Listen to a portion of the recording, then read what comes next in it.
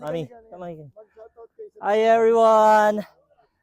Oy, guys, grabe rito sa Switzerland at syempre, laking pasalamat talaga namin kay Boss Carlito at saka kay Boss Jonathan kasi sa totoo lang, ni sa panaginip, boss, hindi namin to, di ba, sukat akalain na mangyayari yung mapunta tayo rito sa Switzerland at iba pala rito.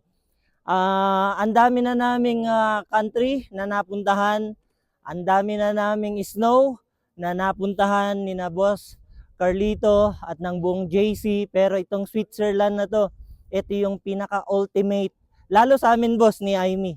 Kasi dream destination namin to at tinupad ng JC. Sa lahat ng mga nanonood, lagi niyo lang tatandaan, ang negosyong JC para sa lahat. Pero syempre, at the end of the day, ang mga nagkakaroon ng reward, yung mga tao na talagang nagtatrabaho. Kumbaga, ginagawa mo talaga yung business, hinahataw mo talaga. Sa mga hindi nakakaalam, since day one, kasama namin sina Boss Joe, Boss Carlito. Up until today, magkakasama kami. Tuloy-tuloy pa rin kaming humahataw, tuloy-tuloy pa rin kaming nagtatrabaho.